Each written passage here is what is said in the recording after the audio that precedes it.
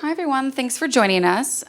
We are here to talk about, obviously, your films, but I imagine that most people here are like a little bit familiar with the Sundance lineup, but just forgive me if I just want to like a little bit of an overview. I mean, I would like an overview. Like going in alphabetical order, luckily yours is first. A Real Pain is the movie that Jennifer is in, and it's the second film that Jesse Eisenberg has written and directed. And it's like a really personal story of his, and it's based on a journey that he took, gosh, I want to say, you would know better than me, 15 years ago maybe? Yeah. Does that sound right? Back to Poland, in the town where his grandmother was from before they were forced to flee, before and during the war. And it stars also Kieran Culkin, and Kieran and Jennifer and Will Sharp from White Lotus and a few others are on a tour group, essentially, touring through Poland. And so I want to ask you obviously some questions about that, but one thing that I was really curious about, and it does relate to you being in this film, but like, do you have something that you look for in your roles? Like when things come to you, do you have is it a gut feeling? Is it like certain things you're looking for it to accomplish, or like kind of how do you know that you want to say yes to something? I love that question because it's very visceral for me. And for me, it's almost always the company, the writing, the other cast members. And it's really about when something resonates with my soul. I always know, I don't know, this may sound a little too woo-woo for you guys because, you know, you have real jobs. I know. You're like, you know, you're the clients. This is a safe space for woo-woo, at least right here. You guys can let us know how far that bubble goes. But I always feel like there's a reason I get every job that I get. Mm-hmm. And I never know what it is at the beginning. And it usually has something to do with a part of me that needs to be processed or healed. And it's usually unconscious. And I just feel like things are brought to me to help me. I don't know. When you say like the visceral reaction, is that something that you've always been in touch with and in tune with since the beginning, or did you kind of have to figure out how to listen to that as your career went on? I would say one of the best things about having been around a long time is having learned how poorly things go when I don't listen to my intuition. Almost everything really going, pear-shaped is because I knew that it wasn't right. And I just have gotten, only recently, become almost religious about listening to that feeling, because that is such an important, it's a blessing, it's a gift to be able to listen to your body, to listen to what, if your heart is beating faster when you read something, that's always a good sign for me, but it's usually more subtle than that. It's usually more about, I look for, why me? Why would they pick me of all the people? And then the more I look at it and read it and work on it, the more I see that it's perfect. And it's about something bigger than a job, a paycheck. Something that, and forgive me, I can't remember who it was that I was interviewing who said this, but they had this really good comment about if they are looking at a script or thinking about a role, if there's someone else anywhere out there who could do a better job or be more fit for it, then that's how they know that it's probably not right. I'll Google after we get off this, and I'll circle back to give proper credit for that. But that sounds like it's kind of what you're saying too. Like it's I the think why. so many people could play many parts. I mean, many parts get offered to many people before it sticks, or it's they agree to it, they're free or whatever. But there's something bigger going on in just because I've been doing this for a really long time, and every time I haven't gotten a job, and I was like, wait, I was about to make the deal. The deal was coming. Everyone told me on the movie that it was happening. And then at the last minute, something happens, and it goes to someone else who I actually think is much less right for it. And I can't make sense of it. I know that the job that I didn't get, 2 weeks later, I get a job that makes no sense, that I'm completely wrong for. Like when I was playing Gwen Shamblin last year in this Lifetime movie. I'm a Jew. I was playing a Christian cult leader from Tennessee with like giant hair and anorexia and just like a crazy person. And I was like, well, I have craziness. You know, I have crazy parts of myself, but I couldn't understand why they gave it to me. And then all of a sudden I thought, well, I have to do an accent, and I have to get a wig, and I have to, oh my God, I have to learn how to do sermons for a cult leader. I didn't understand it. And then I understood everything. I just have learned that to wait and watch. And I'm amazed at how many beautiful opportunities are coming my way. I always want to be like, I'm going to hustle, I'm going to go out there, I'm going to get stuff. Those things don't happen.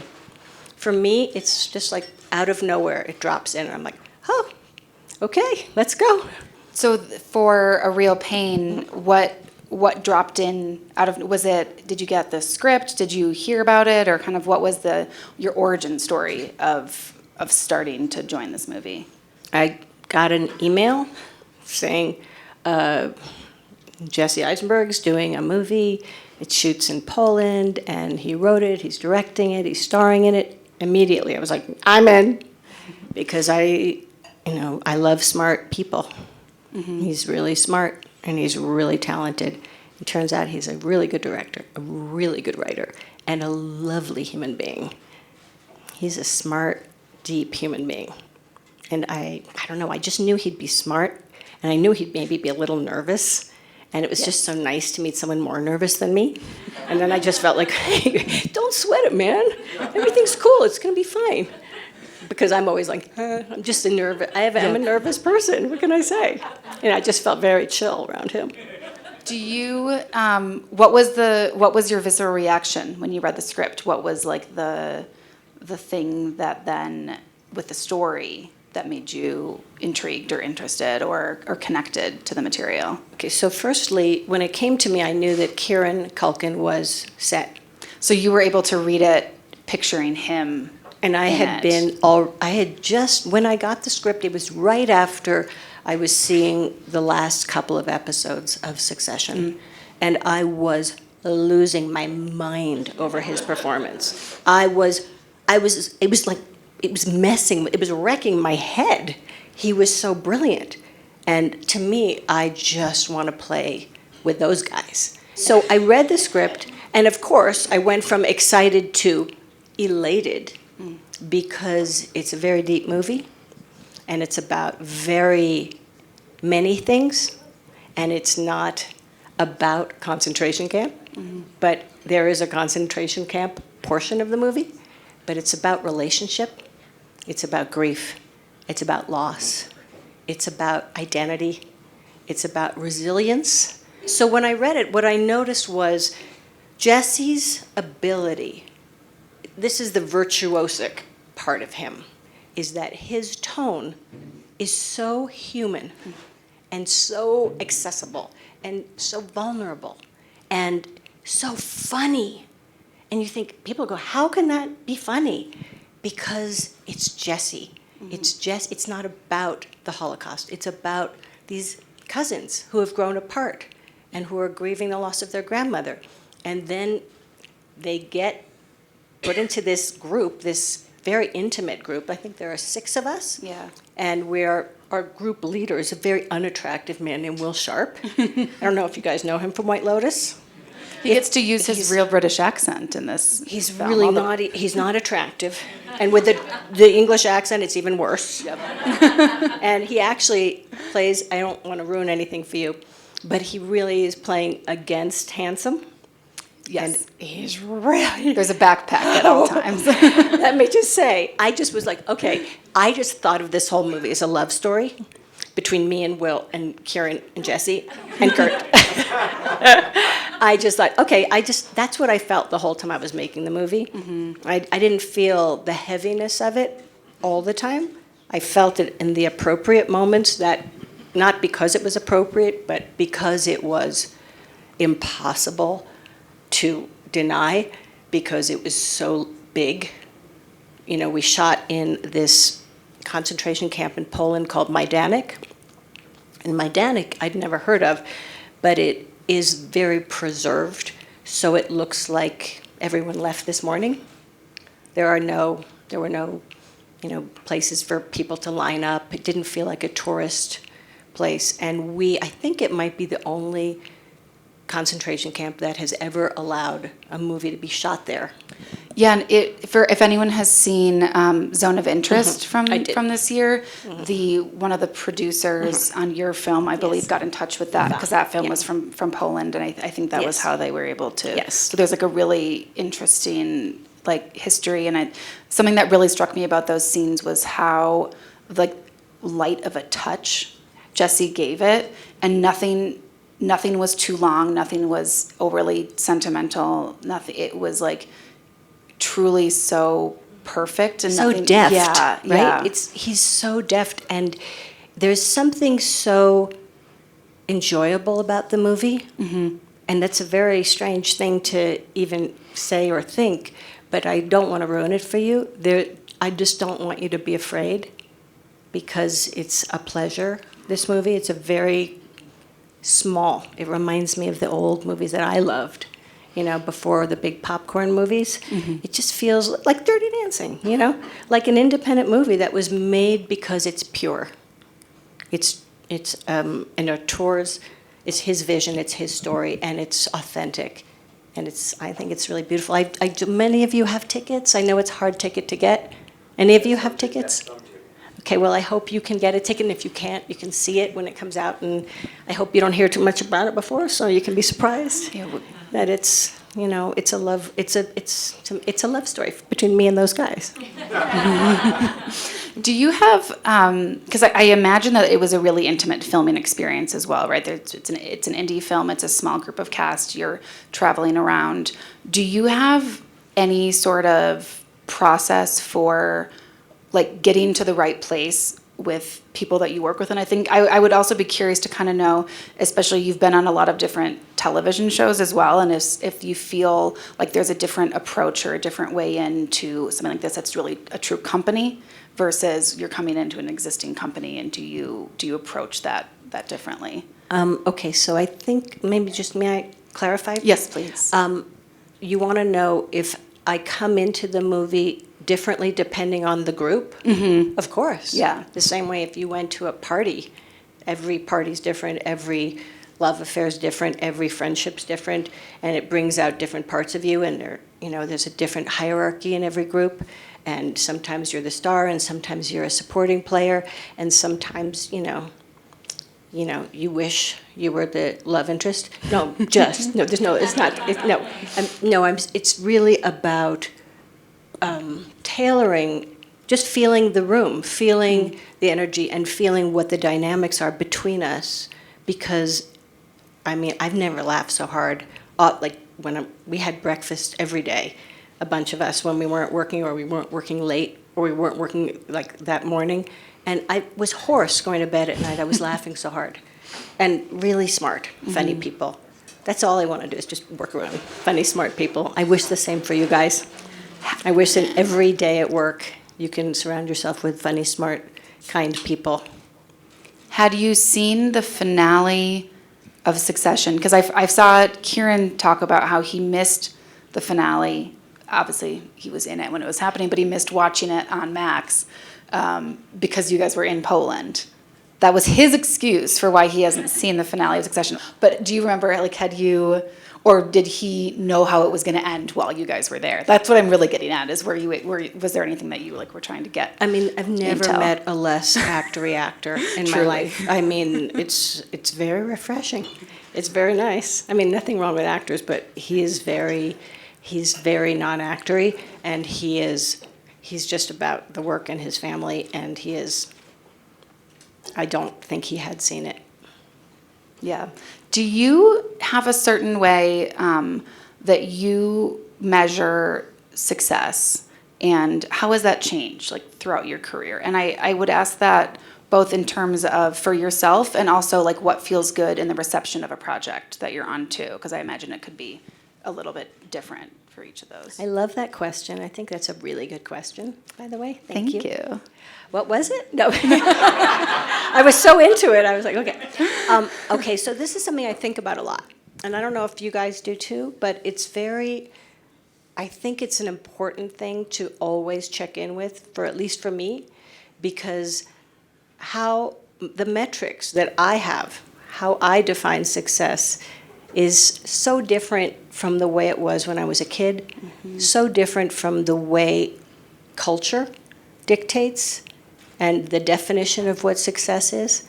And for me, it's being able to make enough money so I have a place to live, I have medical, I have food, I can have extra in case there's an emergency, and that I get to have quality time in my life, because I took a lot of time off to be with my daughter because I had wanted to be a mom for so long, and I got to be a mom so late in life, and I'd been working and I'd been independent and I'd never been married and I'd never had a kid, and all I wanted was to be a mom.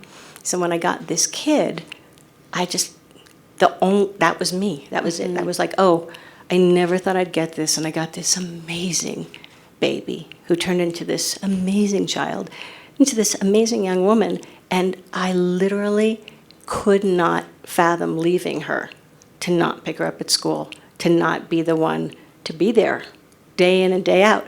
And as soon as she left, all of a sudden work started happening again. I was like, this is a miracle. Because I know I've been really successful, like in that definition of success that, we all can reference as something like really flying close to the sun. Wasn't so hot. Yeah. Wasn't so hot. There was good, I like doing the work. I don't love the other parts. I'm very sensitive person, and it's a harsh business. So for me, it's about friends and relationship and kindness and balance and health and understanding what my values are, which really comes with age. Because, you always have values. Like when you're a kid, like you want milk. Yeah. Like that's it, and then eventually there are other things that interest you, But like it's just there's always something changing. And my experience is that my values have become very clear about there's just not enough of the outside stuff that would fill up the hole in the soul. And for me, I'm just always looking for the balance of, I want to work, I want to make a living, I need to make a living, and life is really intense. Have you noticed? Yeah. It's uncertain, and this guy I know, Phil Stutz, I don't know if you saw that doc last year called Stutz. It was really good. You should watch it. Jonah Hill directed it. And he said there's 3 things you can count on always for the rest of your life: uncertainty, pain, and work. You're always going to have to work. You're always going to have pain, and you're always going to have uncertainty. And then the rest of it is the stuff that you can build, which is connection and love and romance and friendship and helping others and being of service. So those things really have given me the life of my dreams.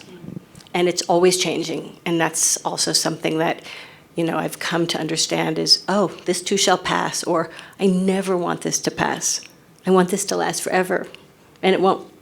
Do you find that it's a beautiful mindset? Do you find that allows you to be more free from what happens with each project, how successful that project is, either by the way the industry would say it or reception or things like that? Like, are you going into it just knowing that you got, like, let's use A Real Pain for an example, which is kind of a bad example because I think that's going to have a lot of like the very traditional markers of success, critical acclaim and all that kind of thing. But is that the kind of thing where you already feel good enough about it that it truly doesn't matter? Or like how into the weeds of what happens after you release a movie out into the world do you get? I really feel that the work is itself.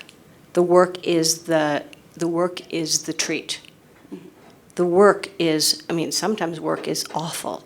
And then I guess it can go well, and I don't know, I can't even think about it. I just know that when you make something beautiful, and you make it with a really, really open, devoted heart and soul, that's your deal. You did it. You're a success. And what other people think of you is really none of your business. I hope for, everyone's sake, because I think it's a beautiful movie, it would be really great if it got seen by a lot of people, because I think it's necessary to have that kind of a movie, that kind of a message, that kind of sensitive, soulful